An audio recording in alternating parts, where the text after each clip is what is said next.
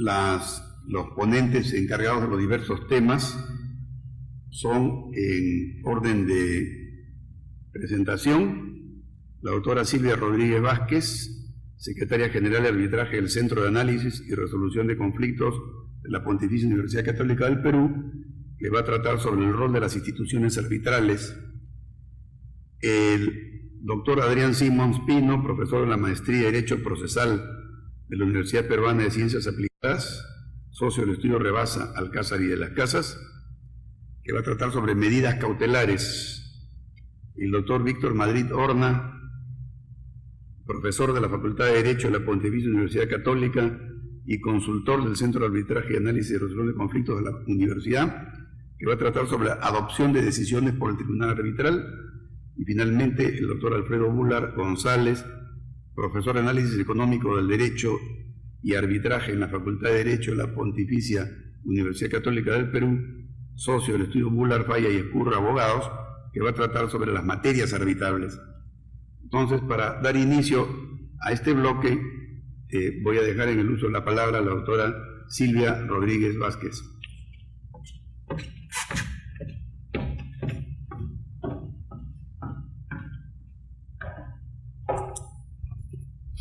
Buenas noches.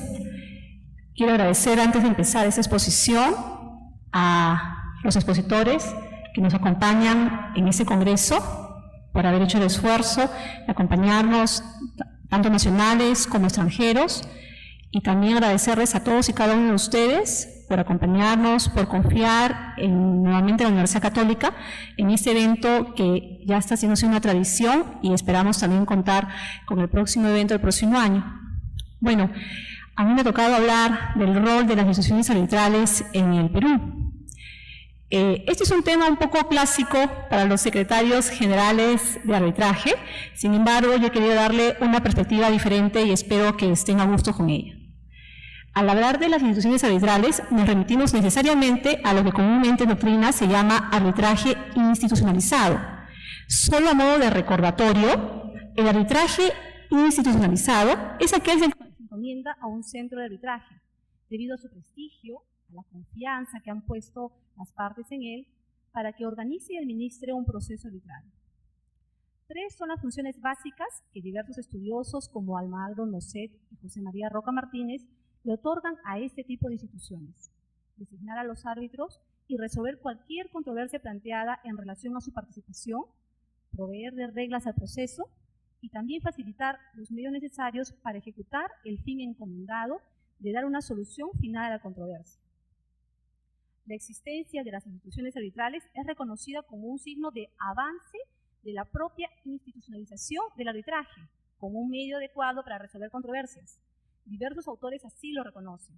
Por ejemplo, el propio José María Roca Martínez, en su obra Arbitraje e instituciones arbitrales, que data desde el año 1992, señaló en ese momento que se había depositado grandes esperanzas en el arbitraje institucional, augurando en que se configuraría como alternativa eficaz a la resolución de conflictos intersubjetivos. A pesar de esa expectativa, nuestra anterior norma reguló las instituciones arbitrales de manera muy simple, indicando en su artículo 6 que las instituciones arbitrales debían constituirse necesariamente como una persona jurídica.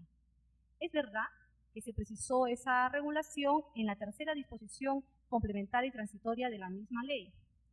Asimismo, indicó que la institución arbitral estaba facultada para nombrar a los árbitros, así como para establecer el procedimiento y las demás reglas a las que se sometería el arbitraje conforme a su reglamento arbitral. Los resultados de esa regulación vigente a lo largo de 12 años, hasta el año 2008, los podemos observar al revisar la consultoría Investigación sobre el desarrollo y difusión del arbitraje en el Perú, que la efectuó a nivel nacional el Centro de Análisis y Resolución de Conflictos de la Universidad Católica en el año 2007, con recursos del Banco Mundial, en el que se advierte que las instituciones arbitrales tienen a su cargo menos de la tercera parte de los arbitrajes que se tramitan en el medio, siendo el arbitraje ad hoc aquel llevado de manera directa por los árbitros, los que se encontraban avanzando en su crecimiento con mayor rapidez. Los cuadros que estoy presentando dan este resultado. La misma opinión tiene el doctor Fernando Cantuarias, quien ha señalado que por cada 3 arbitrajes ad hoc existe un arbitraje institucionalizado. Sin desmerecer la calidad y seriedad de los arbitrajes ad hoc. Muchos representantes de los arbitrajes ad hoc los tenemos acá, son tramitados ante árbitros con una solvencia ética y profesional indiscutible. Sí debemos considerar lo opinado por la Confederación Nacional de Instituciones Empresariales Privadas, CONFIEP, la que publicó en el año 2008 su agenda pendiente de reformas en el Perú, resolución de conflictos, en la que textualmente indicó: aunque la oferta de centros de arbitraje ha crecido, sigue siendo insuficiente. Existe la percepción de que se han desarrollado más los arbitrajes ad hoc, que todavía llegan a un sector muy pequeño de empresas. Sería mejor fortalecer el sistema de arbitraje institucionales más fáciles de generalizar. Entonces, hay un especial interés en la necesidad de lograr el desarrollo del arbitraje institucionalizado en el país. ¿Por qué existe ese interés? Me preguntaba yo. ¿Para qué? ¿Para qué continuar con los arbitrajes institucionalizados si tenemos tan buenos arbitrajes ad hoc? Bueno, haciendo este tipo de análisis, yo pude distinguir 7 roles de las instituciones arbitrales. Hay un rol de regulación. Este es el rol más conocido que cumplen las instituciones arbitrales, y es que una de las características de esta es el poseer un reglamento de arbitraje que permitirá a las partes conocer previamente las normas y reglas que tendrá su proceso, teniendo más posibilidades de prever posibles contingencias o regular de manera particular alguna situación que consideren no adecuada para su caso en particular. Ya sabemos que en muchos centros existen las actas de instalación donde se puede indicar de repente un pacto en contrario, si es que las partes no están de acuerdo con la regla establecida por la institución. Otro rol que podemos encontrar es de organización. Es un rol muy importante y conocido en las instituciones arbitrales, proporcionar toda la organización para el normal desarrollo del arbitraje, lo que incluye la infraestructura a ser utilizada en el transcurso del proceso arbitral, un local arbitral aparente, los estacionamientos y la logística a ser utilizada, computadoras, impresoras, así como el personal de atención durante todo el proceso arbitral. Todo ello tiene que ser cumplido con la misma rigurosidad, ya sea que se trate de un proceso arbitral con un número mínimo de intervinientes o de repente con un número mayor. Otro rol que también he podido distinguir es el de gestión. Es inherente al quehacer de un centro de arbitraje y está referido a toda la actividad necesaria para que el arbitraje se desarrolle de una manera eficiente y eficaz. No solo incluye la interacción con las partes a través de la recepción de escritos y su correspondiente tramitación, notificaciones y atención directa de diversos pedidos de las partes de los abogados, sino que incluye también la interacción con los propios árbitros, descargándolos de todos los trámites administrativos que conlleva el proceso arbitral y apoyándolos en su labor, en la medida, obviamente, que no signifique reemplazarlos en las decisiones que en este se emitan. Otro rol más que he podido advertir es el del control. Ciertamente, la ventaja que tiene el tramitar un proceso arbitral ante un centro de arbitraje es la posibilidad que exista un mayor control en cuanto a la actuación de los árbitros, pudiendo resolverse, por ejemplo, las recusaciones que las partes presenten a través de un órgano de máxima jerarquía. El control se extiende a las actuaciones arbitrales e incluso pueden llegar a efectuarse en el caso de los gastos arbitrales.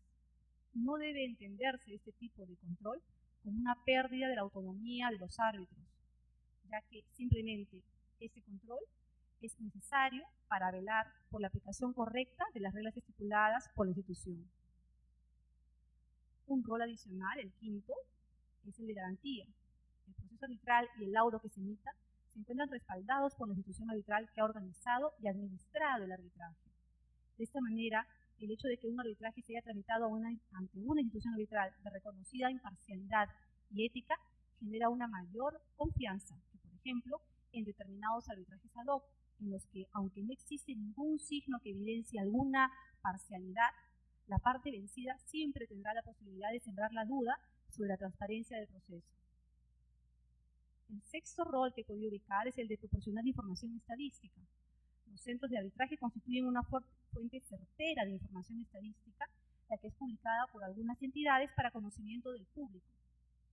Este tipo de información es necesaria para conocer los tipos de arbitraje existentes en nuestro país, las cuantías que se vienen tramitando, el nombre de aquellos profesionales que se desempeñan como árbitros, la cantidad de laudos anulados, así como otros temas de interés. Todos estos datos colaboran directamente con futuros cambios que pueden existir en la norma. El último rol que he ubicado es el de difusión del propio arbitraje.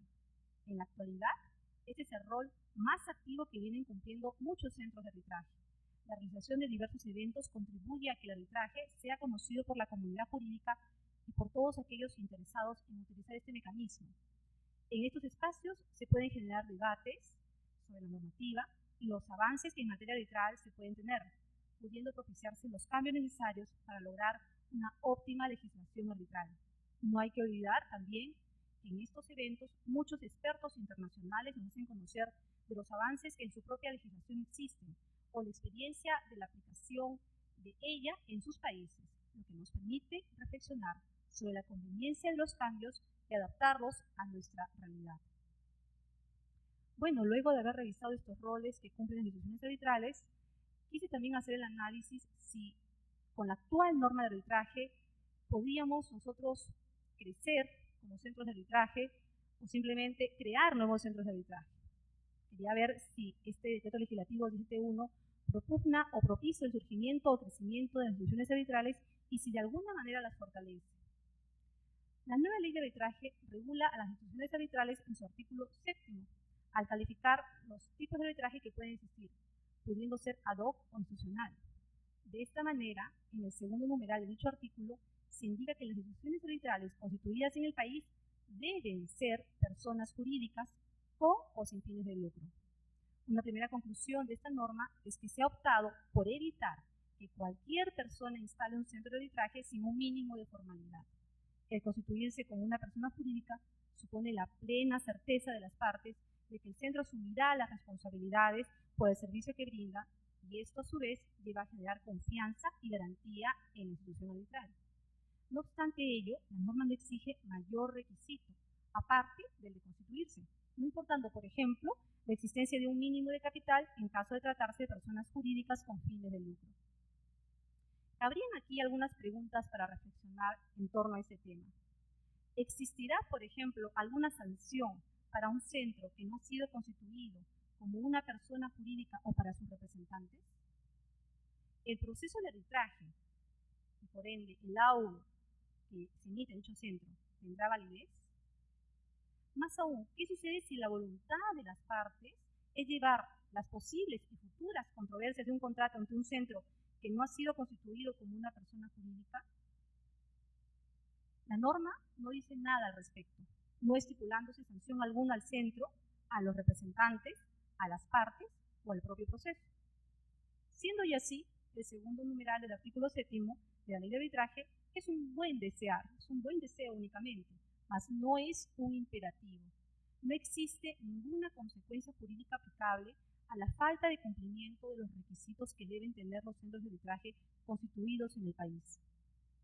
Y es que, analicemos, si tenemos en cuenta que los arbitrajes ad hoc no necesitan ninguna exigencia para conducir procesos arbitrales totalmente válidos, podría decirse entonces que la lógica de no otorgar ninguna sanción a las instituciones arbitrales no constituidas como personas jurídicas tiene sentido. Sin embargo, al parecer es una contradicción. Como se indicó hace un momento, el hecho de darle una formalidad a un centro de arbitraje a través de la Constitución como una persona jurídica es un avance hacia la asunción de responsabilidades que podría darse, por ejemplo, como consecuencia de la designación o recusación de un árbitro, no devendría entonces porque no exista esa sanción. Con este análisis podemos decir que esta norma no contribuye en manera alguna al fortalecimiento o al crecimiento de las instituciones arbitrales. Por otro lado, el numeral 2 del artículo 7 contiene una segunda parte que marca por primera vez en nuestra legislación una diferencia entre los centros de arbitraje constituidos por privados y aquellos que deben su creación a la decisión del propio Estado. Para estos casos, tales como OCETRAN, OCITEL, OCE, entre otros, se requiere estar inscrito ante el Ministerio de Justicia. Mediante el Decreto Supremo número 016-2008, JUS, del 28 de noviembre de 2008, se creó el registro de instituciones arbitrales para las instituciones públicas a cargo de la Dirección de Conciliación Extrajudicial y medios alternativos de solución de conflictos de ese ministerio. Si bien esta norma puede ser conveniente con el objeto de contar con un registro de instituciones arbitrales públicas, su creación no tiene como fin dotar de formalidad sus actuaciones, ya que es evidente que estas instituciones públicas tienen una organización establecida con funciones y reglamentos conocidos por el público en general. Una vez más, podemos concluir que esta segunda parte tampoco contribuye al fortalecimiento de las instituciones arbitrales. Pasando al análisis del numeral 3 del artículo 7º, advertimos que este establece un cambio acorde con la lógica del decreto legislativo 1071 con el objeto de evitar la participación del Poder Judicial. Así, se establece como regla general que a falta de designación de una institución arbitral se entenderá que el arbitraje es ad hoc. Pero esta regla se extiende también a aquellos supuestos donde, a pesar que las partes han deseado que una institución arbitral sea la competente para conducir el proceso, no queda clara su competencia por diversos motivos, como por ejemplo, existencia de incompatibilidad o contradicción de competencia entre dos o más instituciones, referencia a alguna institución arbitral inexistente o que la institución arbitral no acepte el encargo por los motivos que le permita su propio reglamento. De no existir esta regla, todos estos casos serían derivados al Poder Judicial, supuesto que devendría en una debilidad del sistema arbitral peruano. No podemos desconocer que lo aquí normado supone una ventaja para el fortalecimiento del arbitraje en sí, pero no para el fortalecimiento del arbitraje institucionalizado. Si bien esos casos son mínimos, considero que debió realizarse una propuesta más cercana para atender la voluntad de las partes de asistir a una institución arbitral y no a un arbitraje ad hoc. Otra referencia directa que hace la ley de arbitraje a las instituciones arbitrales se encuentra ubicada en el artículo 6.1, al indicar que cualquiera de las partes podrá solicitar al tribunal arbitral, en un arbitraje ad hoc, finalizado el proceso, la remisión del expediente arbitral a las instituciones arbitrales que ofrezcan servicios de conservación y archivo de actuaciones arbitrales. Resulta interesante que los centros de arbitraje puedan colaborar en ese sentido con los árbitros ad hoc y con las partes que eligieron este tipo de arbitraje. Si bien ese servicio debe incluir la confidencialidad de las actuaciones arbitrales encomendadas, nada obsta que los centros de arbitraje hagan un estudio de los actuados arbitrales que se le encomienden e ingresarlos a sus estadísticas. Esto ayudaría a tener un conocimiento más aproximado sobre el número de casos arbitrales tramitados en nuestro país. Nosotros, el Centro de Arbitraje de la Universidad Católica, en vista de estas ventajas, estamos dando actualmente ese servicio, el cual ponemos a disposición de todos los árbitros ad hoc. Podemos decir, a pesar de ello, que este artículo, sin referencia alguna anterior en nuestra legislación, otorga una función distinta a las previstas para las instituciones arbitrales, pero podría contribuir de alguna manera en la participación más activa de los centros de arbitraje en el servicio arbitral, aunque solamente de manera restringida. Asimismo, la segunda disposición complementaria de la ley de arbitraje permite que las instituciones arbitrales puedan celebrar convenios de cooperación con instituciones públicas y privadas a efectos de facilitar la ejecución de medidas cautelares o de laudos a cargo de tribunales arbitrales. Esta también es una novedad que permite a los centros de arbitraje diferenciarse de los arbitrajes ad hoc, otorgándoles una ventaja comparativa. Gracias a esta norma, por ejemplo, un centro de arbitraje podría celebrar un convenio con la Superintendencia Nacional de Registros Públicos y poder permitirle registrar las firmas de los árbitros que pertenecen a dicho centro.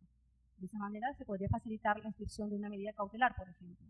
O tal vez podría celebrarse un convenio con el Poder Judicial para la ejecución de los laudos que se emitan en el centro. Este es un primer avance.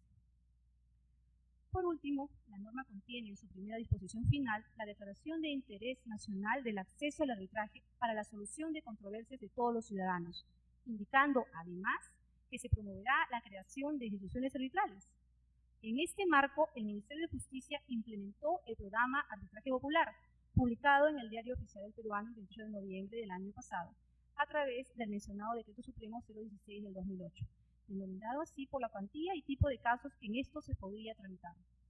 Vale agregar que dentro del programa implementado se facilita a los interesados modelos de constitución de tipo de una asociación dedicada a labores arbitrales, así como un modelo de estatuto del centro, de reglamento de arbitraje, así como las reglas éticas que consideran debe regir la labor de los árbitros. A su vez, por esta norma, se crea el Centro de Arbitraje Popular Arbitra Perú a cargo del propio Ministerio. Esta disposición constituye un esfuerzo por promover la creación de instituciones arbitrales que atiendan sectores poblacionales que no podrían acceder a ese tipo de administración de justicia. Sin embargo, no existe un mayor incentivo para el funcionamiento de estas instituciones arbitrales, no existiendo ventajas comparativas reales ya que éstas tendrán que competir de la misma manera tanto con el arbitraje ad hoc como con instituciones arbitrales que tienen años en el mercado. Ni siquiera el incentivo para las partes de un menor costo económico podría significar el despegue de un centro de arbitraje, e inclusive eso podría suponer un obstáculo para el crecimiento del centro arbitral al no contar con los recursos necesarios para realizar su labor. Como conclusión general, podemos indicar que la actual ley de arbitraje fortalece el sistema arbitral, blindándolo contra una intervención judicial, pero lamentablemente no genera los suficientes espacios de creación y fortalecimiento de las instituciones arbitrales, aunque sí tímidamente trata de otorgar algunas funciones que ayudarían a los centros de arbitraje a diferenciarse con ventaja alguna en relación a los arbitrajes ad hoc. Entonces, la pregunta está, ¿cómo lograr que el arbitraje institucionalizado sea una alternativa real para las partes? En realidad, dependerá de ellas, quienes tienen la posibilidad de elegir el lugar más adecuado para resolver sus conflictos de acuerdo a las experiencias que vayan teniendo en los centros de arbitraje existentes o en los que se creen en el futuro, siendo las partes al final quienes premiarán o castigarán a la institución arbitral de acuerdo a su actuación. Dependerá también de los árbitros, los directores de proceso, de permitir que una institución dedicada a temas arbitrales los apoye en la organización y administración de este, no siendo competidores entre sí, sino colaboradores que tienen un propósito común, el óptimo desarrollo del arbitraje como institución válida para resolver controversias. Pero sobre todo, y en mayor medida, dependerá de las propias instituciones arbitrales lograr su fortalecimiento a través de su actuación diaria, la que debe generar confianza y respeto, así como el compromiso de ésta de administrar justicia de manera eficaz, eficiente, independiente e imparcial. Y es ahí que el desempeño de todos los roles que en esta exposición se han advertido deben ser cubiertos con creces. Nuestro centro de arbitraje se encuentra en este camino y está comprometido en generar espacios de reflexión y debate como este Congreso de Arbitraje, que ya es un referente para la comunidad general. Les agradezco la atención y vamos a seguir adelante con las exposiciones. Gracias.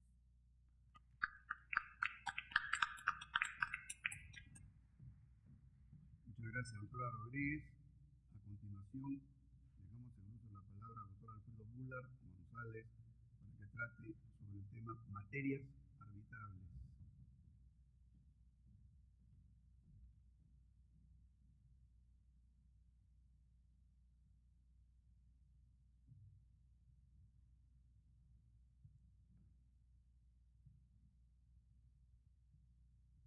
Bueno, en primer lugar, agradecer la invitación a participar en este evento que ya es clásico en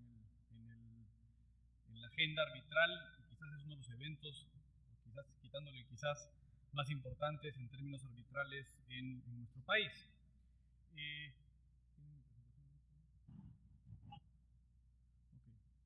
Bueno, a mí me han pedido que toque el tema de materias arbitrables y yo creo que voy a vincular, o he decidido vincular el tema con la temática del orden público, los límites que el orden público pueden establecer a los temas que pueden ser objeto de arbitraje. Dicen que cuando Moisés bajó del monte con las tablas de la ley y comenzó a leer uno a uno los mandamientos y llegó al mandamiento, creo que es el sexto, decía, no cometerás adulterio. Y las personas inmediatamente, el pueblo comenzó a quejarse y a decir, pero ¿cómo puede ser? ¿Cómo nos pueden poner una regla de este tipo? Y la reacción inmediata de Moisés fue, bueno, eso dice la ley, habrá que ver qué dice la jurisprudencia. Y de alguna manera, en arbitraje, el concepto de orden público, el concepto de materia arbitrable, está sujeto de alguna manera a lo que diga la jurisprudencia. Es decir, la norma tiene términos muy genéricos, vamos a analizar ahora. En general, toda la estructura de la ley de arbitraje utiliza una terminología bastante general y la verdad de la historia es que será la jurisprudencia y la aplicación concreta de casos la que irá definiendo qué materias quedan excluidas del arbitraje. Riesman decía que el verdadero problema no está en encontrar la respuesta jurídica al caso, y se está refiriendo en general a la aplicación de las normas por parte de los tribunales arbitrales internacionales. El verdadero problema no está en encontrar la respuesta jurídica al caso, sino en poner en vigencia dicha respuesta. En el análisis final el derecho no es solo lo que dice la Corte, sino lo que el sheriff hace. Es decir, cómo se pone en vigencia la aplicación del arbitraje, cómo finalmente conseguimos que lo que los árbitros digan que es la ley aplicable termine aplicándose. Y esto tiene que ver con el enforcement o la ejecución de los laudos. ¿Qué ocurre cuando uno discute o analiza la problemática de la arbitrabilidad? Este es el artículo central en la norma que hace referencia a las materias susceptibles de arbitraje. El numeral 1 del artículo 2 señala que pueden someterse a arbitraje las controversias sobre materias de libre disposición conforme a derecho, así como aquellas que la ley o los tratados o acuerdos internacionales autoricen. Vamos a ver ahora con alguna calma este tema, pero quiero concentrarme principalmente en la estructura de la norma. Esta norma cambia sustancialmente la redacción de la norma anterior, de la ley de arbitraje anterior, que tenía una serie de supuestos. Acá simplemente se ha limitado a dos elementos para determinar la arbitrabilidad de una controversia. El primero, la materia sea de libre disposición. ¿Qué cosa es libre disposición? Es algo que vamos a discutir en unos instantes.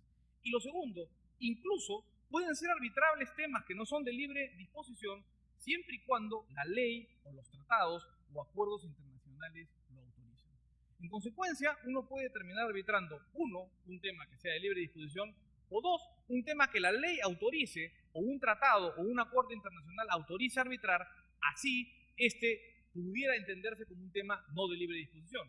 Esto es de alguna manera lo que ocurre con los arbitrajes internacionales, por ejemplo, los arbitrajes de inversiones, en los cuales el esquema de arbitrabilidad está sujeto, permite arbitrar temas que usualmente uno denominaría temas de orden público o temas que son de potestades exclusivas del Estado. Y sin embargo terminan siendo arbitrados porque o la ley la autoriza o tenemos un tratado que lo autoriza. El Perú tiene suscrito cerca de 30 tratados bilaterales de inversión que autorizan a que se arbitren temas de este tipo.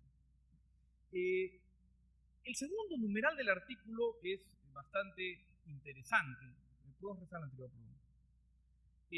Señala que cuando el arbitraje sea internacional y una de las partes sea un Estado o una sociedad, organización o empresa controlada por un Estado, esta parte no podrá invocar las prerrogativas de su propio derecho para sustraerse a las obligaciones derivadas del convenio arbitral. Esta norma, que no existía en la ley anterior, permite incluso que en el caso que el Estado, un Estado, puede ser Estado peruano o puede ser un Estado de otro país, el Estado se haya comprometido a arbitrar, las normas internas que limiten la arbitrabilidad de alguna controversia no serán aplicables cuando éstas sean invocadas como limitaciones para arbitrar. Es decir, por ejemplo, si la ley rusa dijera que el Estado ruso no puede arbitrar asuntos de defensa nacional, pero hay un convenio arbitral que sujeta a un arbitraje internacional esa controversia será arbitrable y el Estado ruso no podrá invocar esa limitación de su derecho interno a nivel internacional, lo cual, desde el punto de vista de la legislación comparada, es bastante de avanzada. La siguiente. ¿Cuál es la clave? Y acá vamos a entrar con el tema de materias arbitrales. ¿Cuál es la clave del éxito de cualquier sistema arbitral? La clave del éxito tiene que ver con la inevitabilidad del arbitraje. Los países que han tenido éxito en conseguir que los temas se arbitren son aquellos países que han diseñado sus leyes arbitrales para conseguir que el arbitraje sea inevitable. Y aquí quiero detenerme por un instante para dejar claro qué tipos de elementos tiene una ley de arbitraje que consigue que el arbitraje sea inevitable.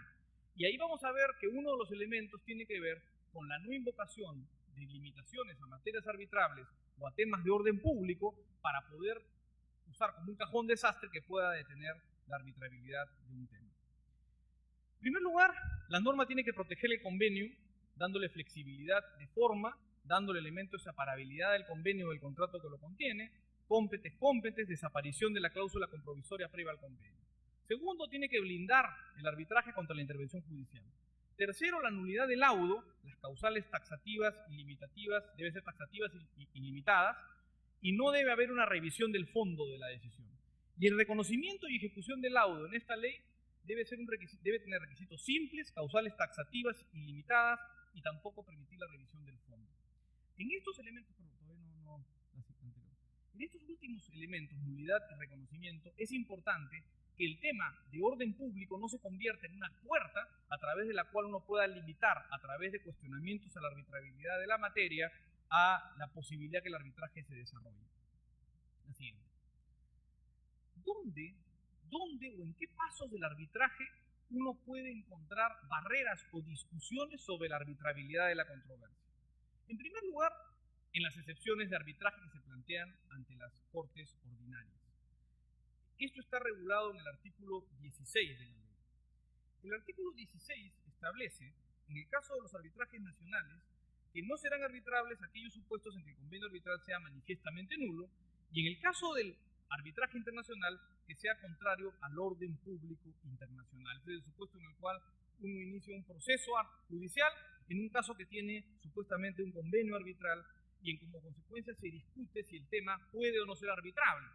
El tema de la arbitrabilidad, cuando está referido a un tema de no arbitrabilidad, podría determinar que el convenio sea nula, pero sobre todo me interesa en el tema internacional que el contrato sea, perdón, que lo que se pueda discutir sea contrario al orden público internacional. Es decir, que el convenio sea contrario al orden público internacional, que haya sujetado el arbitraje a un supuesto en el cual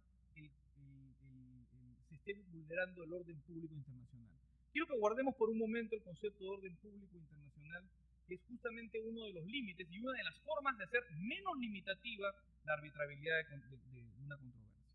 El segundo momento en el cual se puede discutir la arbitrabilidad de un caso es frente a los propios árbitros en las excepciones u objeciones que se planteen ante los árbitros para cuestionando su competencia. Esto está regulado en el artículo 41 de la ley. Y esto puede ocurrir por falta de competencia, nulidad de convenio o por no poder entrarse al fondo. Ojo, que los temas de competencia pueden ser vistos por el tribunal de oficio. Es decir, nuevamente podríamos revisar el tema de arbitrabilidad cuestionando la competencia de los árbitros, sosteniendo que el tema que van a arbitrar no es arbitrable. El tercer momento es en la anulación del laudo. Imaginemos que sea porque se declaró infundadas las excepciones o sea porque se plantea en la anulación el problema de la no arbitrabilidad. Esto lo van a ver ante la Corte Superior, artículo 63. En el caso del arbitraje nacional, literal E, se podrá anular el laudo si ha resuelto sobre materias que, de acuerdo a la ley, son manifiestamente no susceptibles de arbitraje. Nuevamente, ese es otro momento en el cual podemos tener esa discusión. Y en el caso del arbitraje internacional, literal F, según las leyes de la República, el objeto de la controversia no es susceptible de arbitraje, o el laudo es contrario al orden público internacional. Y el último momento donde se podría discutir eventualmente este tema de la arbitrabilidad es en el reconocimiento o ejecución del laudo. En ese momento, ante el Poder Judicial, que está a cargo de la ejecución o reconocimiento, artículo 68 de la ley, lo que se plantea es que en el caso del nacional o internacional no cabe, y donde se va a plantear la discusión en corte no cabe. ¿Por qué? Porque en estos casos el reconocimiento de ejecución se va a hacer en otro país. Si el arbitraje es un arbitraje internacional con sede en el Perú, cualquier ejecución será en otro país. Acá estamos discutiendo lo que se puede ejecutar en el Perú. Y en el Perú será frente a un laudo extranjero, es decir, un laudo dictado en una sede, en un lugar de arbitraje distinto al Perú. En esos casos, la vía será, en ese caso, la vía que tendrá, donde se cuestionará es cuando se quiera ejecutar el laudo, la parte se oponga y diga que no es susceptible de arbitraje según el derecho peruano o sea contrario al orden público internacional. Y quiero ahora centrarme en esta temática del orden público. El orden público es un concepto vago y variable.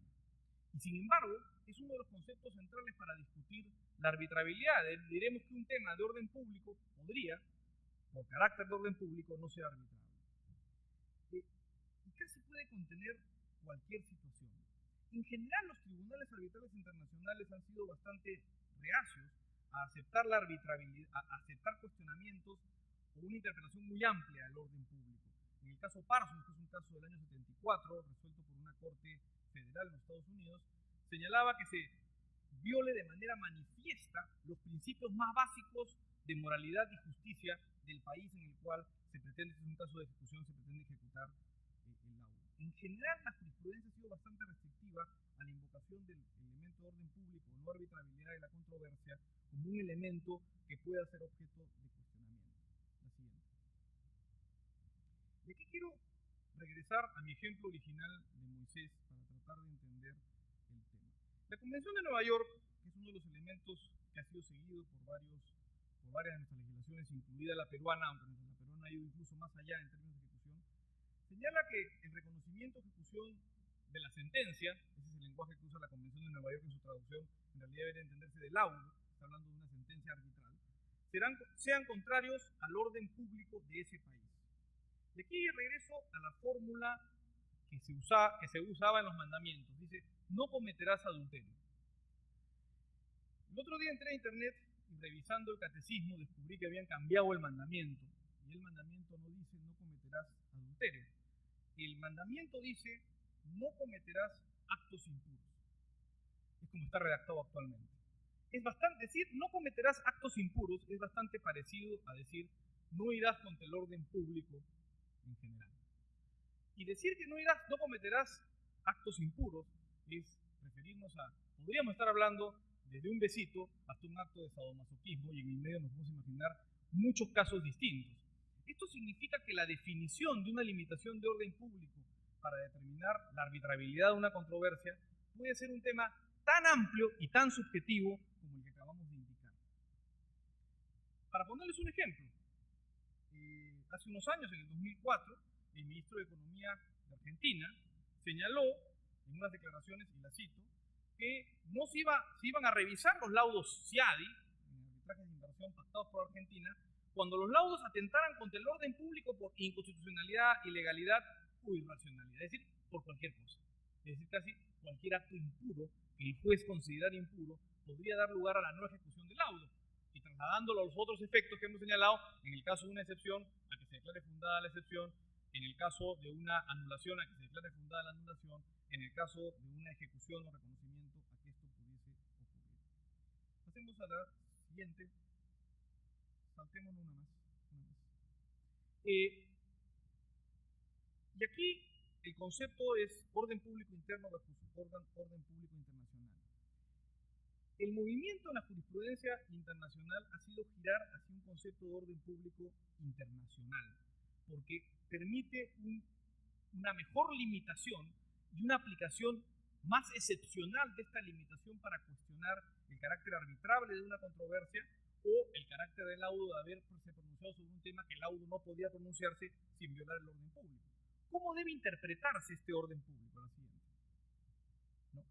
El uso del concepto de orden público doméstico da mucho más campo para negar el reconocimiento o ejecución que el uso del concepto de orden público internacional, que es el que se usa evidentemente en los arbitrajes domésticos. No podemos invocar el orden público internacional, pero en los arbitrajes que tienen naturaleza internacional eso es posible. El orden público internacional baja la vara, colocando como común denominador la identificación de las causas contrarias a principios para todos los países civilizados. No es lo que un país considera orden público, es lo que los países civilizados del mundo consideran orden público, que es un concepto mucho más restringido. No es un concepto restringido a un país o a un grupo de países. En la práctica judicial internacional, las cortes de los distintos países suelen entender la Convención de Nueva York, que no hace referencia a orden público internacional, sino hace referencia solo a orden público.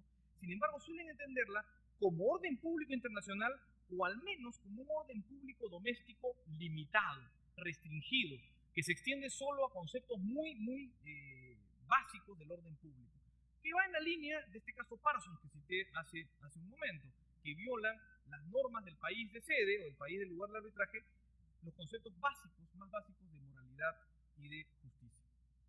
¿No? Pasemos a la siguiente.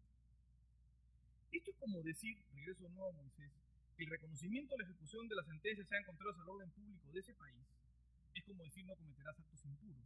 Si dijéramos, como dice nuestra ley, por lo menos para el arbitraje internacional, que el laudo es contra el orden público internacional, es no cometerás actos que toda persona civilizada considere impuros, lo cual de alguna manera es un concepto bastante más restringido. Voy simplemente a terminar citando algunos ejemplos de casos donde se ha discutido este concepto de arbitrabilidad o de aplicación del concepto de orden público para cuestionar lo que finalmente se decide en un arbitraje. Algunos de los casos. Este es un caso ruso, el caso FO3A51. En ese caso se consideró que el laudo no era aplicable y en consecuencia no era ejecutable porque se pronunciaba sobre un tema supuestamente no arbitrable, porque se pronunciaba sobre la ejecución de una deuda que estaba sujeta a un concurso, es decir, a una situación de insolvencia o quiebra de la empresa, considerando que las normas locales rusas eran de orden público en ese extremo y en consecuencia no se podía ejecutar el laudo. En el segundo caso, es un caso de seguridad nacional. Una norma interna de Rusia señalaba que no se podían arbitrar situaciones que pusieran en riesgo la estabilidad de las entidades públicas. En este caso, el laudo había aplicado una tasa de interés superior a la que permitía la legislación rusa, lo cual no vulneraba en principio el orden público internacional, pero vulneraba el caso de que la entidad que tuviese que pagar fuese una entidad pública porque ésta estaba sujeta a esta limitación. Lo curioso del caso es que la deuda era solo de $37.000 y la tasa de interés que se quería aplicar era de 1.4% mensual, con lo cual el monto difícilmente podría poner en riesgo la estabilidad de una entidad pública. Casos antitrust. Esto se ha discutido muchísimo, aunque ahora último la jurisprudencia norteamericana ha admitido en los arbitrajes internacionales que se pueda conocer vía arbitraje discusiones sobre la responsabilidad derivada de la comisión de actos contrarios a la libre competencia.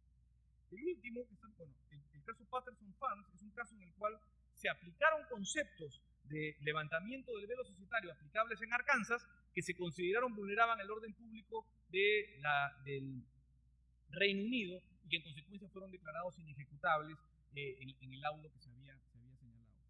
Wells-Colley, para que vean el tipo de casos en los cuales esto ocurre, es el caso de una norma que regulaba internamente las limitaciones a las cuotas litis que los abogados podían pactar. Surgió una controversia entre el abogado y su empresa, y la empresa que lo había contratado, y el resultado final fue que una corte de Ontario declaró inejecutable la decisión de los árbitros. En el caso, acá son algunos casos latinoamericanos, Gunder Dixa contra Kia Motors, un régimen que protegía a los representantes, a las empresas que hacían labores de agencia y representación nacionales, hizo que no se aplicaran laudos que ordenaban a esto cumplir disposiciones contrarias a la norma paraguaya. En Brasil hay casos en los que se ha negado la ejecución de laudos porque carecen de razones o motivaciones. Fíjense a dónde llegamos, entramos de nuevo al tema de fondo. La falta de motivación se podría considerar una violación del orden público, lo cual indirectamente implica una aplicación de un principio que significa revisar el fondo. En Perú, conocido un caso en el cual se discutía un pago que una empresa extranjera había hecho a una empresa nacional y de la cual pedía rendición de cuentas y devolución. Bueno, el pago, y así aparentemente se dijo en el arbitraje, correspondía al pago de una coima. Y como consecuencia de eso, el otro pedía que le devolvieran la plata porque no podía acreditar y la empresa nacional decía, oye, yo te dije que era para pagar una coima. Y eso se discutía en arbitraje. ¿Qué pasaría si el árbitro, no conozco el resultado final del caso, si el árbitro se pronunciara y dijera, sí, usted tiene que pagarlo porque finalmente lo acordaron? ¿Vulneraría eso el orden público? ¿Es un tema arbitrable? ¿Puede ser objeto de arbitraje una discusión de ese tipo? Casos de prueba ilícita. Si en un arbitraje se usara una prueba ilícitamente obtenida y el árbitro la validara en su aplicación, por ejemplo, en sustracción de documentos de una empresa, puede dar lugar a eso, a que se diga que es un tema no arbitrable. Y finalmente, y con esto termino, ¿no? el caso RUP, que es un caso que se dio en los años 80, en base de arbitraje, en el cual se aplicó el régimen cambiario vigente en la época del gobierno de Alan García, el gobierno anterior del dólar MUC, y el pacto que estaba en el contrato permitía el pago con un dólar distinto. El árbitro ordenó el pago con un dólar distinto, a pesar que las normas cambiarias no lo permitían. Todo esto simplemente para concluir y señalarles que finalmente la discusión tendrá que ver con cómo desarrolla la jurisprudencia estas limitaciones a la arbitrabilidad de las controversias y a la aplicación del principio de orden público. Muchísimas gracias.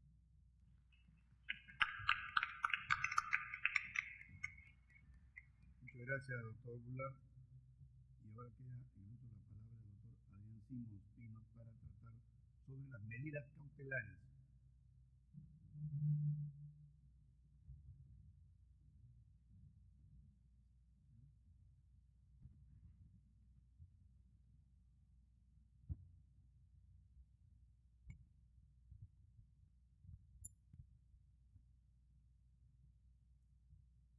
Buenas noches, señores miembros de la mesa, señor presidente, señores organizadores.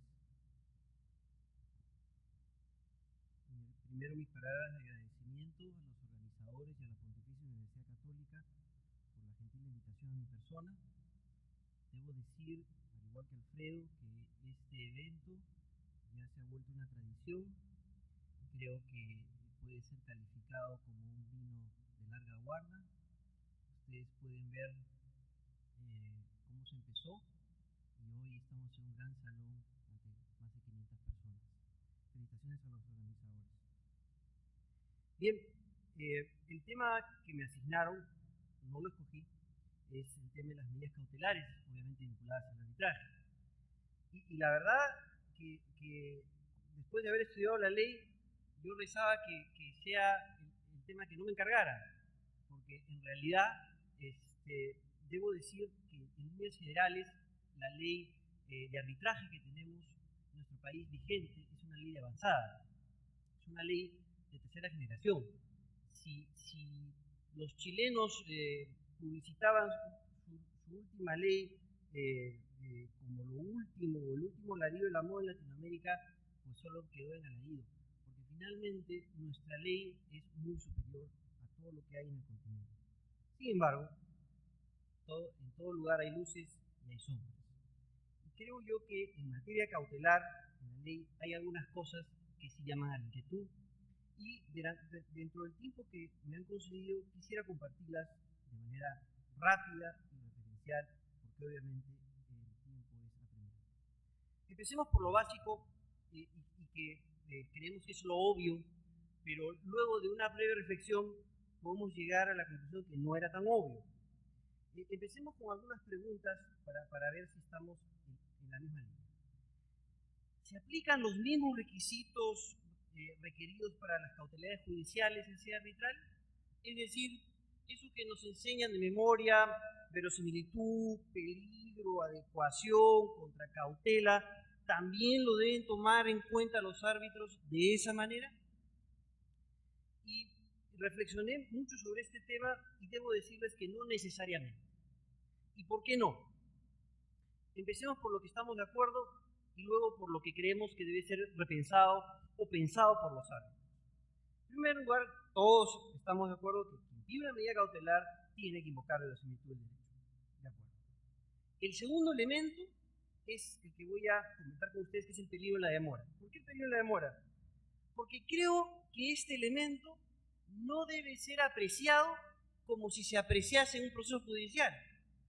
Porque este concepto peligro en la demora ha sido creado específicamente para un proceso judicial. ¿Y por qué? Porque los procesos judiciales demoran. O sea, no se puede comparar la mora judicial con la mora arbitral, que casi es inexistente. El promedio de duración de un arbitraje, de acuerdo a estadísticas, es de entre 8 a 10 meses. Es el promedio. Entonces no podemos comparar este tema. Por lo tanto, creo yo que los árbitros dentro de un proceso arbitral a quien peticiona una medida cautelar no solamente debe invocar o exigirle que invoque el riesgo del transcurso del tiempo nada más como para cumplir con este requisito. Creo que no. Creo que al periculum in mora debe agregarse otro, el periculum in damno, o el daño marginal o el riesgo de infructuosidad. Esa categorización adicional me parece, en mi opinión, que debe agregarse cuando se exige el cumplimiento de lo que se llama el peligro dentro del arbitraje, porque no puede asimilarse lo mismo en sede judicial. Luego también se ha dicho que los árbitros deben tener en cuenta lo que es la adecuación y sobre la base de eso lo que es la congruencia y lo que es la proporcionalidad. Con el concepto de congruencia hay que tener muchísimo cuidado, porque algunos lo interpretan como que tu petición cautelar tiene que tener relación directa con tu pretensión, y eso no es así. Creo que esto debe ser replanteado y debemos entenderlo con eficacia, es decir, que lo que yo pido en sede cautelar resulte eficaz para garantizar o asegurar la futura pretensión. Y en segundo lugar, el concepto de proporcionalidad debe estar referido al principio de mínima injerencia. ¿Qué quiere decir esto? En pocas palabras, la medida cautelar que se concede no debe convertirse en un elemento o una herramienta de extorsión a la parte pasiva, a la que lo soporta. La medida cautelar debe ser un elemento de aseguramiento o un elemento de garantía de la decisión definitiva que contenía en el laudo. El otro elemento, que es la garantía adecuada o contracautela, En nuestra legislación procesal se usa contra cautela, pero creo que es más feliz la denominación que le ha puesto nuestra ley de arbitraje, garantía adecuada. Ahora, esta garantía adecuada no debe ser apreciada como un presupuesto para la concesión de la medida cautelar, sino solo para su ejecución. Y realmente cómo graduarla, cómo medirla, es un verdadero arte que requiere expertise por parte de los árbitros. Algunos consejos. Primero, ver de qué bien se trata, cuál es el bien en materia de afectación. Segundo, ver el nivel de verosimilitud. Hay rangos, porque todos sabemos que la verosimilitud es un punto intermedio entre la mera afirmación y la plena certeza. Ese punto intermedio, ahí tenemos que medir los rangos del nivel de verosimilitud. En tercer lugar, ¿cuál es la prueba aportada? ¿Cuál es la prueba que sustenta el derecho que invocas de manera verosímil? No más que invocar una norma, sino el derecho que sustenta tu tema. Y el cuarto y el más difícil, ¿cómo graduar esa garantía? Algunos tienen el falso concepto que la graduación tiene que estar en proporción, por ejemplo, al monto del petitorio. Si yo demando por 10 millones, tengo que ofrecer una carta fianza por 10 millones, lo cual es un absurdo y volvería doblemente gravosa e inaccesible la tutela cautelar. La garantía tiene que estar sobre un cálculo de probabilidad respecto a un tema de daños, cuando se ejecuta la fianza o cualquier otra garantía otorgada. Segunda pregunta. ¿Qué tipo de medidas cautelares pueden conceder los árbitros? Fíjense, hay una respuesta más detallada que te doy más adelante, pero en realidad esto tiene que partir de una visión simple, de simplificar las cosas como lo hicieron dos profesores, uno en sede nacional y otro en sede extranjera. En sede nacional, Juan Monroy, y en sede extranjera, Jorge Peirano. ¿Qué dijeron? Muy simple. Las cautelares se dividen en dos tipos: la tutela cautelar no coincidente y la tutela cautelar coincidente. ¿Cuál es la no coincidente?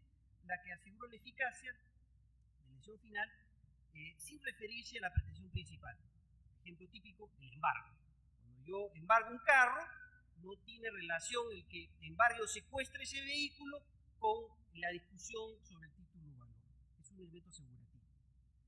La segunda tipo de tutela, que es la tutela cautelar coincidente, que es la que mucha polémica genera, tiene que ver con lo siguiente: que al igual que la no coincidente, asegura la eficacia de la lesión final, qué duda cabe, pero tiene una relación directa con la pretensión principal. ¿Por qué? Porque coincide de modo total o parcial en sus efectos. Por ejemplo, si hay una discusión, un proceso arbitral sobre la destitución, un tema societario, la destitución de un director de la compañía, y ese director justamente reclama eso, su reposición, ¿es posible que en sede cautelar, de manera temporal, se le reponga en el cargo? Ese podría ser un ejemplo de tutela cautelar coincidente. Hay un límite, obviamente, a esa tutela cautelar coincidente. ¿Cuál es? Que no sea irreversible. Es una condición esencial para su concesión. Otro tema interesante: ¿quiénes tienen derecho a pedir una medida cautelar? Parece que el tema es simple, y si vemos el artículo 47.1 de la ley de arbitraje, dice a petición de cualquiera de las partes. Entonces viene la pregunta: ¿es así? Y sobre esa base me surgió la duda sobre dos tipos de interpretación: una interpretación restrictiva y una interpretación más flexible. ¿Cuál sería la interpretación restrictiva? Primer supuesto: ¿quién la puede pedir? El demandante. ¿Por qué? Porque el demandante ejerce una pretensión, postula la pretensión. ¿Qué es lo que pretende asegurar? Esa pretensión que postula el demandante. ¿Qué duda cabe?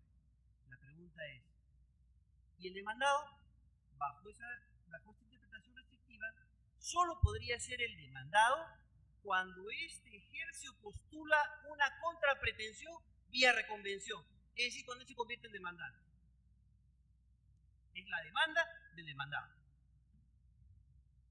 Es decir, si el demandado, bajo esta tesis, no reconviene, entonces no tendría posibilidad de pedir una medida cautelar. De otro lado está la interpretación más flexible. Admite la regla, que solo puede peticionar una medida cautelar quien postula una pretensión sea el demandante o una pretensión el demandado cuando le conviene. Sin embargo, no debe descartarse o admitir que el demandado puede pedir una medida cautelar cuando se presente una situación que justifique su concesión. Esta es la opción por la cual me inclino. Otro tema. Nuestra ley de arbitraje en su artículo 47.2, apreciados amigos, solo regula cautela típica, es decir, solo que lo que está ahí es lo que se puede conceder. Los supuestos A, B, C, D son números clausus. ¿Eso es lo que pueden dar los árbitros? Si la respuesta fuese afirmativa, habría una inevitable limitación cautelar que afectaría a las partes y haría mucho más atractivo recurrir a una medida cautelar del Poder Judicial fuera de proceso arbitral. Creo yo que esa no es la visión. Estos supuestos son números apertos. Hubiese sido, obviamente, tener legislada una cláusula general cautelar.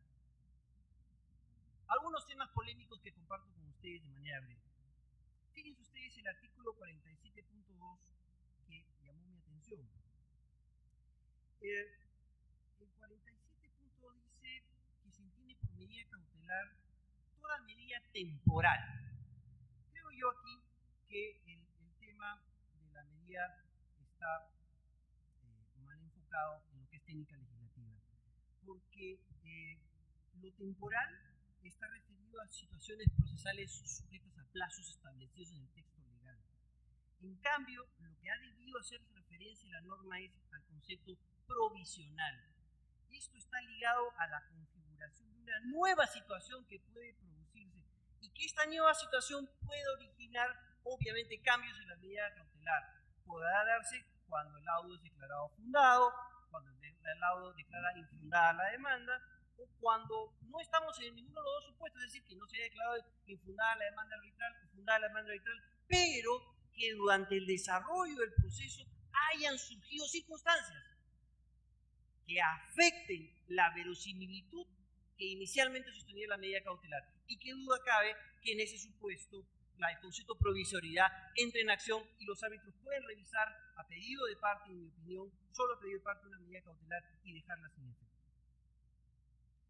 El otro problema que veo en el artículo 47.2 es que dice que la orden cautelar va dirigida a las partes.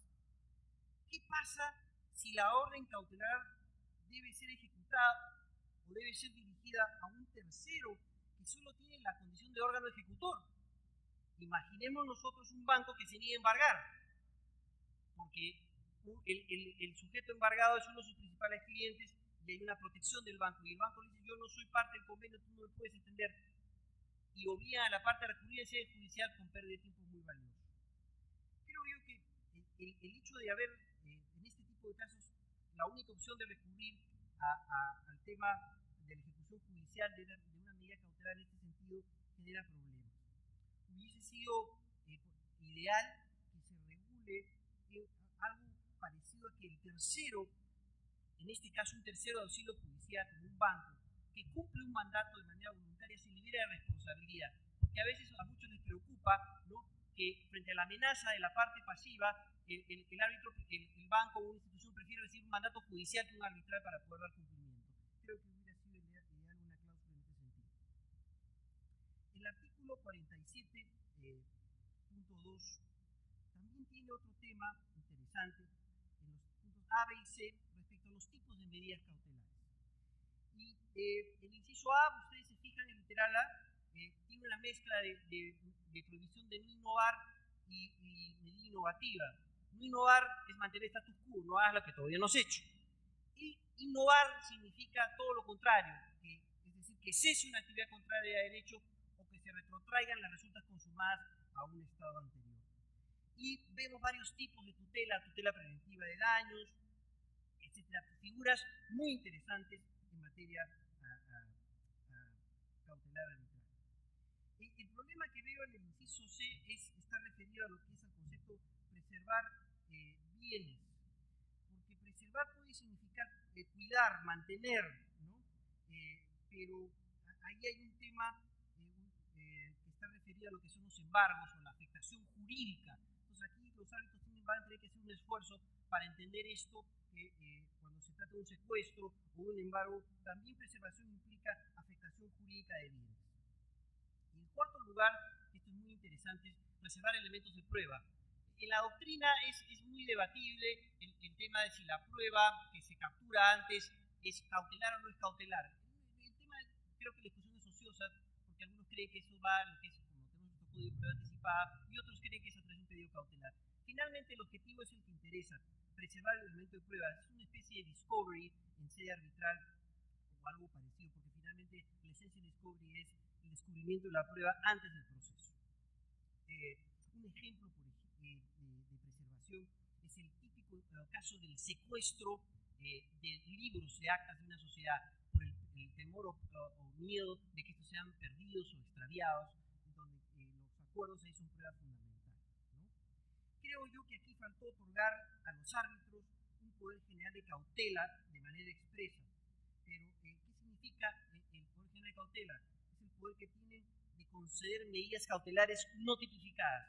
Pero creo que a pesar que no esté expresamente reglado, los árbitros sí gozan de poder general de cautela. Para ir terminando, otro tema interesante es la opción que tomó el legislador en el artículo 47.3 referido a la razón del contradictorio en materia de concesión de medidas cautelares. Finalmente, yo les debo decir que la razón que muchos dicen por la cual ahora sí hay contradictorio antes de la concesión de medida cautelar como regla es que es un tema de instancia única. Pero los que decían que la anterior regulación era, no, es que la anterior regulación era mala porque ni siquiera cabía recurso alguno bajo la anterior ley.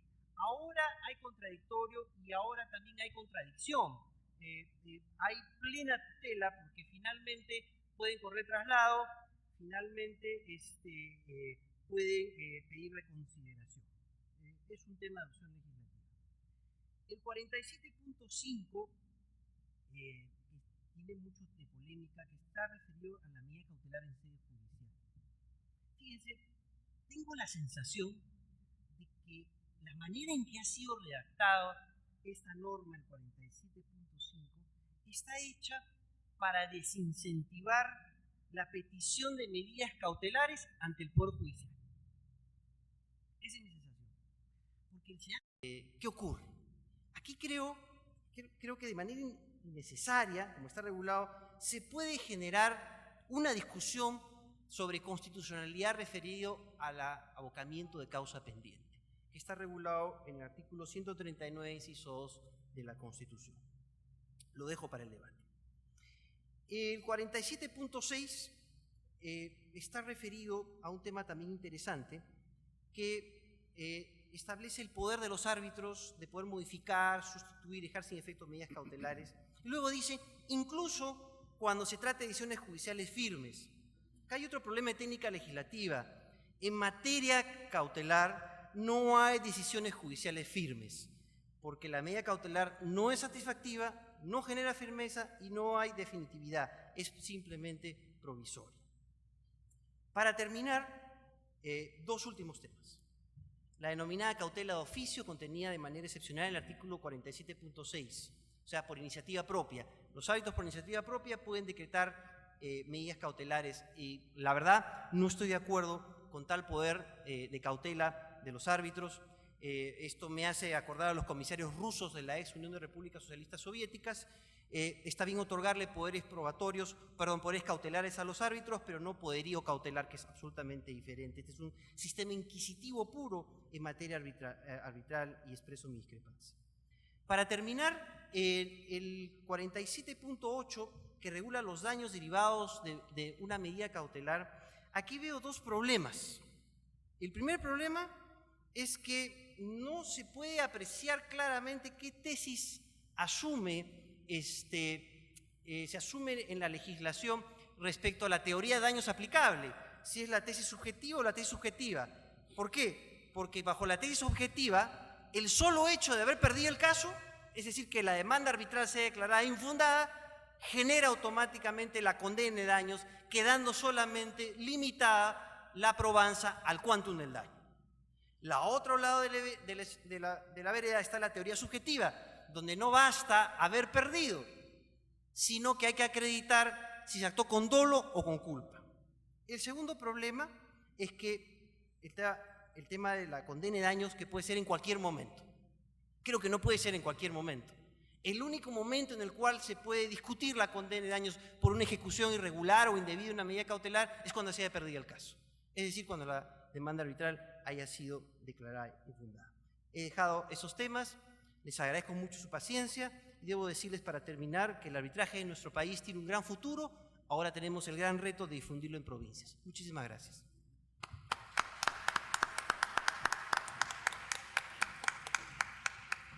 Muchas gracias, doctor Simmons. Recuerdo a los asistentes que tienen en sus carpetas las notas para hacer las preguntas. De ser posible, por favor, indiquen en ellas a quién es dirigida la pregunta, además de su contenido. Hay personas que están a los extremos de la sala ayudando a recogerlas. Muchas gracias. Dejo ahora en el uso de la palabra al doctor Víctor Madrid para tratar el tema sobre adopción de decisiones por el Tribunal Arbitral. Bueno, en primer lugar, buenas noches y agradecer a las personas que han hecho posible este evento, que como ya lo he mencionado, se ha convertido en un espacio ya obligado de reflexión sobre temas arbitrales. El tema que me toca a mí exponer esta noche, y lo voy a hacer de la manera más breve posible para respetar su tiempo y su paciencia, es el tema vinculado al tema de adopción de decisiones. Este tema es particularmente relevante por varias razones. Una de ellas, porque nuestra nueva norma, bueno, que tiene más de un año de vigencia, ha modificado sustantivamente el tema vinculado a adopción de decisiones y creo que lo ha hecho de manera eficiente. Y creo que además se ha acercado un poco al estándar internacional sobre este particular. Es importante ubicar el tema de adopción de decisiones dentro de lo que se conoce como las reglas de funcionamiento del tribunal arbitral. Como ustedes comprenderán, no solamente en el arbitraje se libran batallas entre las partes, sino muchas veces existen diversas intensidades de discrepancias y tensiones al interior del propio colegiado. Porque como ustedes saben, el tema de la composición de los tribunales colegiados pasa a veces por la composición con árbitros de parte, y entonces esto puede generar, al momento de adoptar decisiones, situaciones que la norma tiene que cuidar o que tiene que regular de manera adecuada. ¿Cuáles son los principios que guían el tema de la adopción de decisiones? Lo primero es que se aplican estas reglas, las que vamos a comentar, básicamente y únicamente, a los tribunales colegiados, es decir, aquellos tribunales que están compuestos por más de un árbitro, ¿no? Básicamente me voy a referir en esta exposición al caso de los tribunales arbitrales compuestos por 3 miembros, que es el caso más frecuente en la práctica arbitral. Otro principio que también guía, y lo recoge la propia norma y también la anterior, es que hay una obligación que la norma le impone a los árbitros para votar. Y aunque esto puede parecer redundante, es importante porque, como ustedes sabrán o ya habrán tenido oportunidad de verlo en la práctica, muchas veces los árbitros, sobre todo los árbitros de parte, tienden a obstaculizar el desarrollo del arbitraje inhibiéndose al momento de la emisión de los votos, y esto de cara, por ejemplo, a una causal de plazo, no de anulación, para la emisión del laudo, podría de alguna manera comprometer la validez del arbitraje. Otro principio que también va a gobernar las reglas sobre adopción de decisiones es el tema de la mayoría para resolver. Queda claro que cuando estamos frente a colegiados, cuerpos colegiados, como es el caso de un tribunal, se impone de manera natural y lógica la adopción de decisiones en mayoría. Finalmente, y este es el propósito final de estas reglas, es asegurar la resolución del conflicto. Muchas veces no basta tener una litis, un tema arbitrable y haber desarrollado el arbitraje de manera correcta, sino también tener reglas que permitan adoptar las decisiones de manera eficiente, de forma tal que se pueda evitar una impugnación o un cuestionamiento del laudo. Recuerden, y este es otro cambio, que la ley anterior tenía una causal de anulación del laudo referida a la falta de mayorías, ¿no? Para emitir un laudo, que hoy día la norma ya no recoge. Básicamente el tema de adopción de decisiones, y esto es importante decirlo, está referida a la parte resolutiva de los laudos. Esto puede ser una cuestión redundante, pero es importante. Recuerdo todavía el famoso caso entre Compañía Minera Yoracmayo y Centromín Perú, que llegó a sede judicial con ocasión de la interposición de la anulación del laudo, y la razón, uno de los extremos de la anulación, versaba precisamente porque en este caso los 3 árbitros constituyeron el laudo a través de la emisión de 3 votos aparentemente distintos. Entonces cada parte fue notificada con esos 3 votos. Cada uno de los 3 votos estaba redactado de una manera absolutamente distinta y tenía distintos fundamentos, pero sin embargo la parte resolutiva era coincidente. Como ustedes verán, la parte que probablemente no estaba muy de acuerdo con lo resuelto encontró en esta disidencia aparente una oportunidad para impugnar el laudo, como que efectivamente así ocurrió. Nosotros estábamos muy a la expectativa de saber qué iba a pasar en este caso, y la sala, creo que con bastante criterio, desestimó el recurso de anulación, dejando establecido que la coincidencia en la parte resolutiva es precisamente la que hacía el laudo, y no la parte considerativa, que es prácticamente la que plasma la motivación que exige la ley para la emisión de todo laudo. Sin embargo, ese tema tampoco es tan pacífico como parece, porque en ese caso, si bien es cierto, hubo coincidencia en torno al tema de fondo, pudo haber habido coincidencia, pero por razones distintas que hubieran conectado la impugnación con temas de competencia, que a ver si lo comentamos más adelante. Los casos más conocidos en torno al tema de la adopción de decisiones es el caso o lo más deseado en torno al tema, es el caso de la unanimidad, ¿no? La unanimidad se presenta cuando los 3 árbitros coinciden en resolver en el mismo sentido. Es importante decir aquí que no siempre en los arbitrajes los laudos contienen decisorios simples, ¿no? A veces son complejos porque tanto los actos postulatorios, es decir, los escritos de demanda, de contestación y reconvención, a veces contienen más de una pretensión.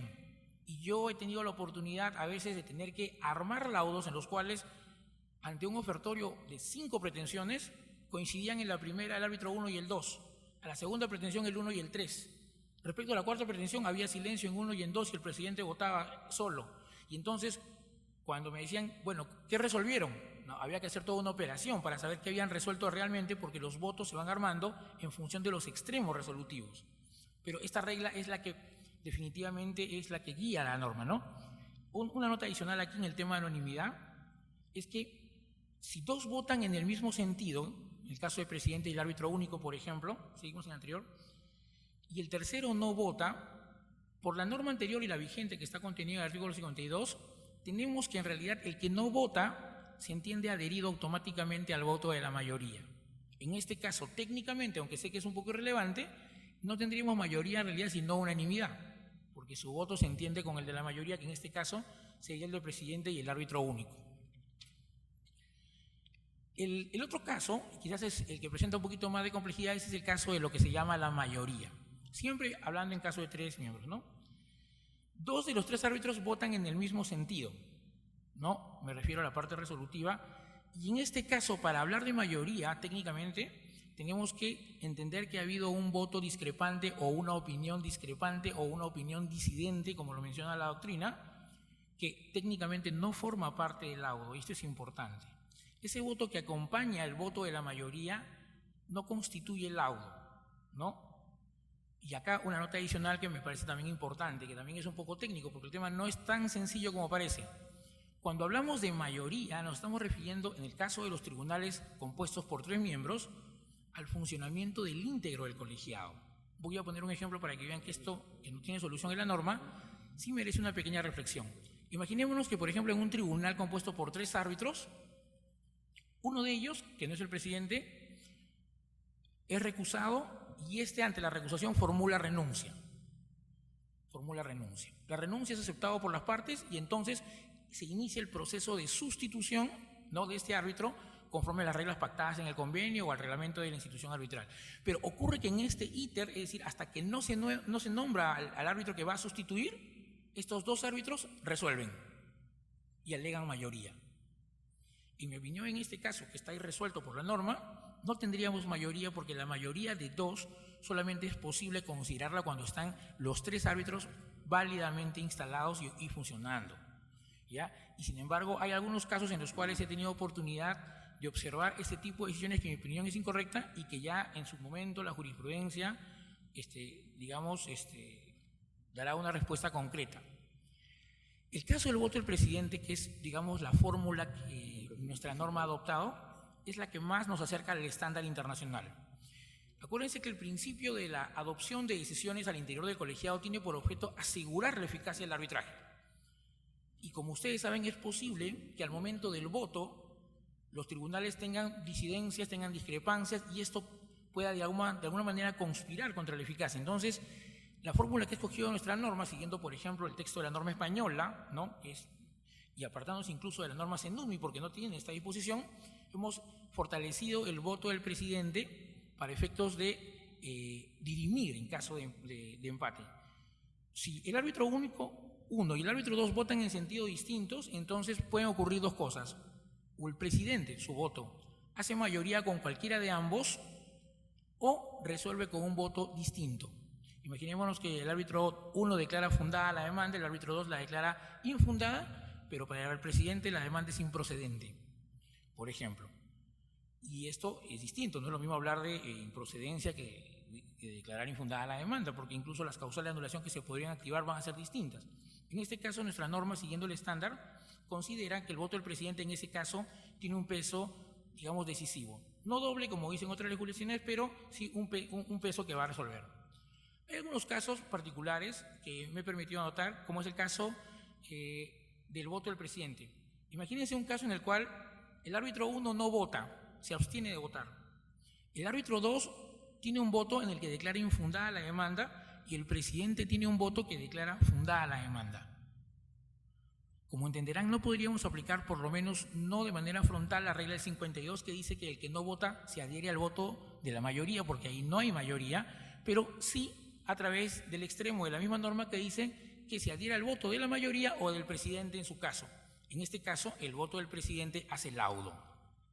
Otro caso que podría presentarse, son casos que son posibles y en algunos casos he tenido la oportunidad de ver algunos de ellos, es que el presidente, por ejemplo, no vota, cosa muy extraña que ocurra, pero ambos árbitros votan en sentidos opuestos.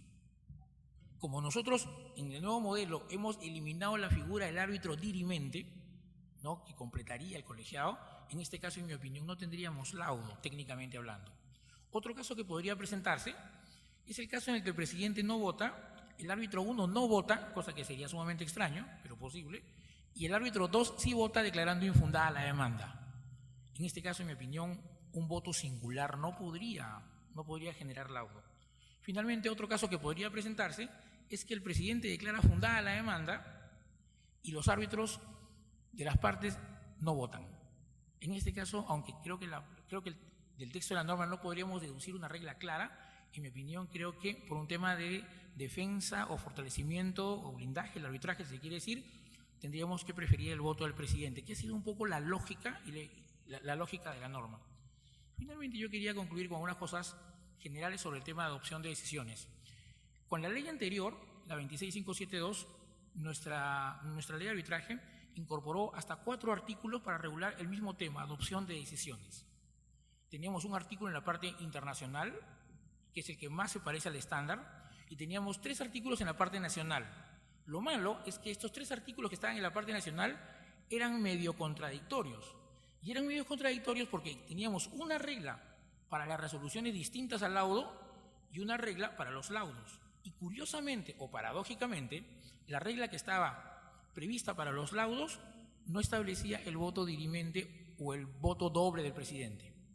De manera tal que uno con razón podría objetar esta actuación porque la regla que establecía el voto del presidente preferente estaba en las resoluciones distintas al laudo. Sin embargo, la nueva norma ha reducido sensiblemente el número de artículos, también esto debido a la decisión del legislador de optar por un sistema monista, ¿no? Hemos eliminado la parte internacional para tener un solo cuerpo normativo y ha colocado la regla de adopción de decisiones, pero solamente en la parte del laudo. Con lo cual subsistiría, por lo menos teóricamente, la posibilidad de que alguien objete que esa regla se aplica a las decisiones distintas del laudo. ¿No? Esa es una primera conclusión. Se ha eliminado la figura del árbitro dirimente. Acuérdense que en la norma anterior era posible que a falta de una mayoría se pueda completar el tribunal con un árbitro adicional y dirimente que tenía un plazo adicional también para resolver. Creo que esa fórmula es muy engorrosa y creo que la norma ha sido, digamos, más pulida en evitar la figura del árbitro dirimente. Se recalca nuevamente también la obligación de votar. Sin embargo, en mi experiencia, he visto que en muchísimos arbitrajes, muchos árbitros no votan, sobre todo al momento de laudar. Se mantiene obviamente la regla de que en los arbitrajes colegiados, la regla es que las decisiones se adoptan en mayoría, cabe el pacto en contrario, que también es una tendencia moderna, y se mantiene la regla del voto del presidente como dirimente ante votos disidentes, ¿no? He puesto dirimente entre comillas porque en realidad no es técnicamente un voto dirimente, porque podría ocurrir que ante votos disidentes el presidente simplemente hace mayoría con alguno de ellos y en ese caso no dirime técnicamente. Ante la ausencia de voto de uno de los árbitros se entiende la adhesión a la mayoría o al voto del presidente, que es la fórmula, digamos, más internacionalmente aceptada.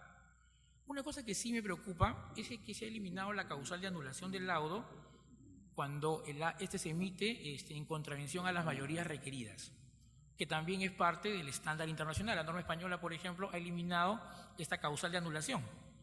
Y si bien es cierto, pareciera que con la fórmula del presidente se eliminan todos los problemas que se conectan con el tema de adopción de decisiones, yo no estoy tan seguro de ello.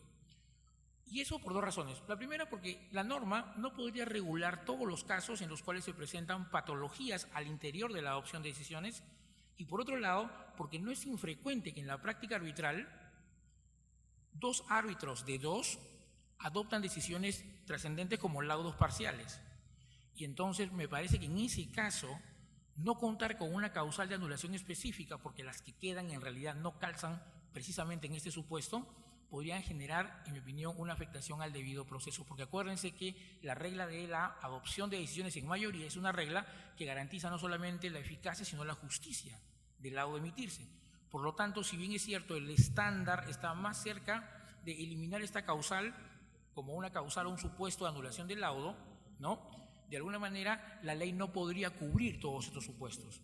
Sin embargo, coincido plenamente en que nuestra norma es sustantivamente mejor que la anterior, por un lado, y creo que, como en el caso que comenté, en este caso de Compañía Minera Yuracmayo, la justicia, los tribunales ordinarios son los llamados precisamente a, digamos, direccionar o completar o marcar pautas que de una u otra manera vayan, digamos, llenando estos vacíos que definitivamente la norma no puede llenar, y no es que la norma tenga que llenar todos los supuestos, ni mucho menos. Ese artículo tendría que tener por lo menos 2 páginas, ¿no? Para tratar de regular todos los casos que se podrían presentar, al menos teóricamente. Entonces yo creo que la regla que tenemos, si bien es cierto, no agota todos los supuestos, todos los escenarios, creo que es una fórmula de avanzada. Es decir, esta fórmula refleja, entre otras fórmulas que ha incorporado la nueva ley de arbitraje, digamos, la política del legislador por cada vez más blindar y darle eficacia al arbitraje, y que ya no solamente los problemas que están fuera de las decisiones del colegiado lo afecten, sino también las que podrían suscitarse al interior del mismo tribunal cuando de adopción de decisiones se trata. Muchas gracias por su tiempo.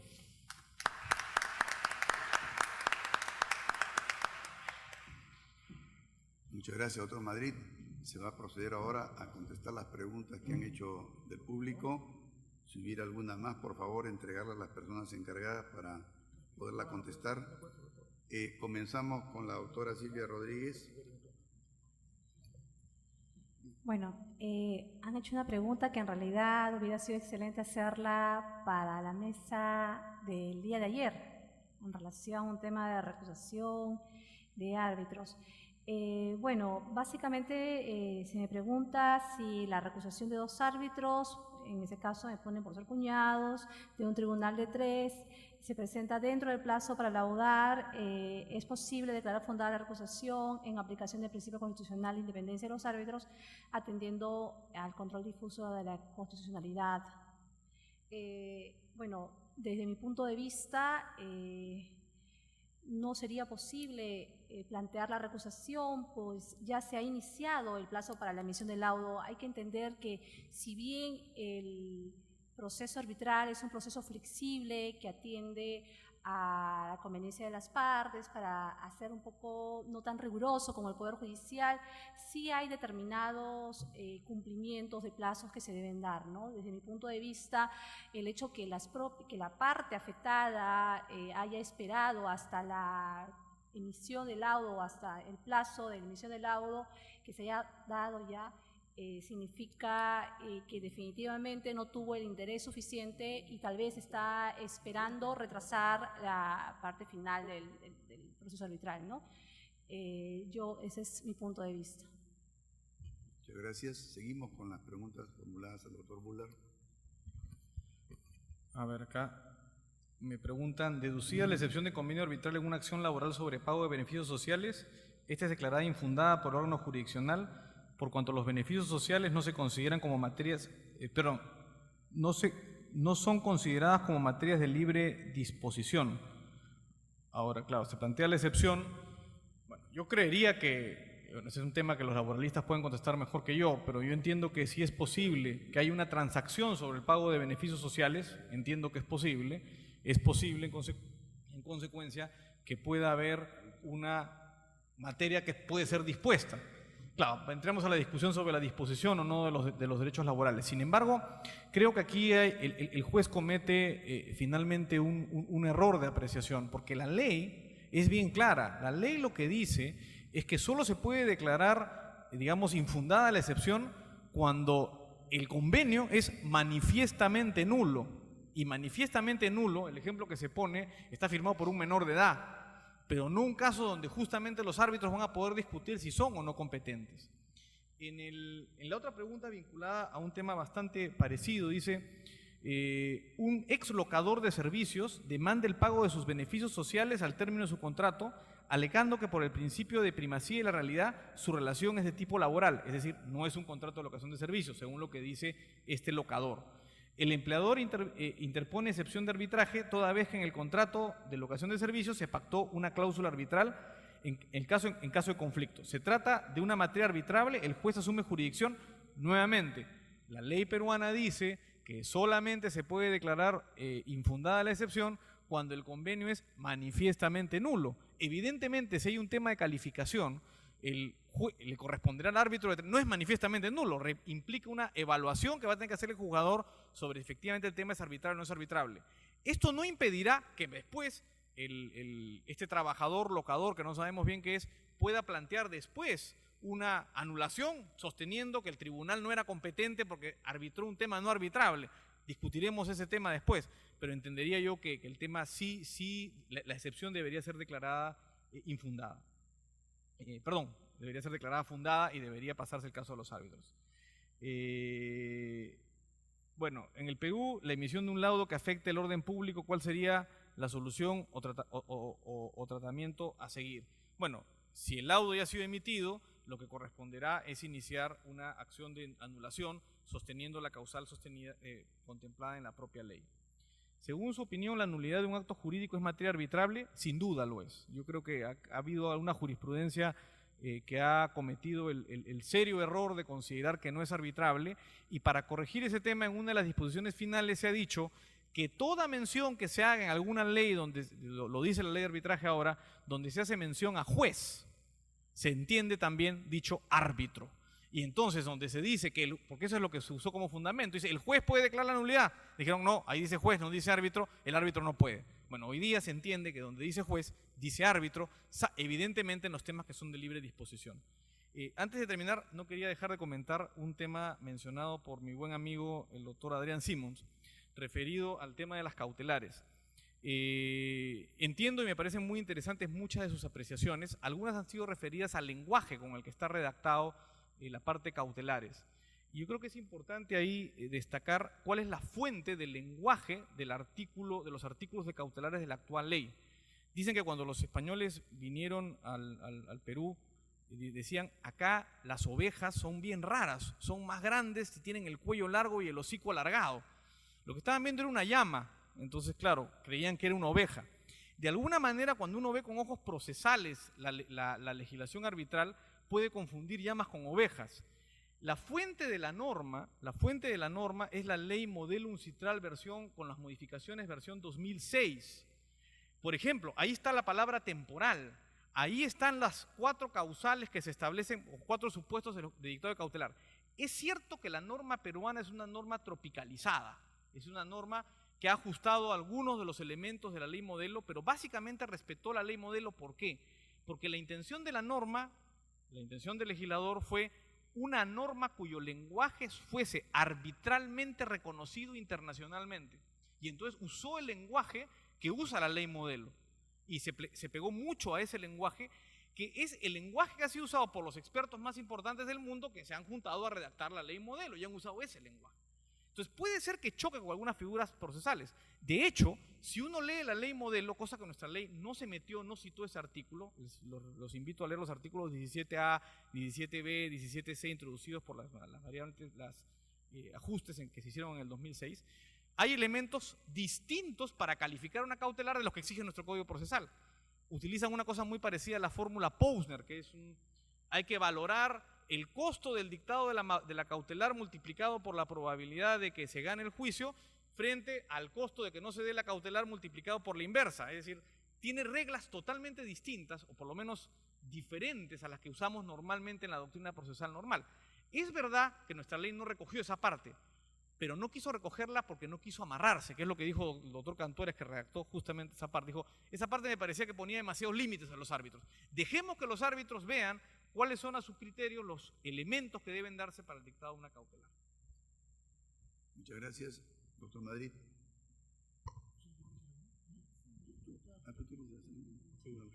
Ya que he sido aludido, bueno, lo que ocurre, mi querido amigo, creo que hay un pánico al derecho procesal por algunos árbitros, no lo digo por ti.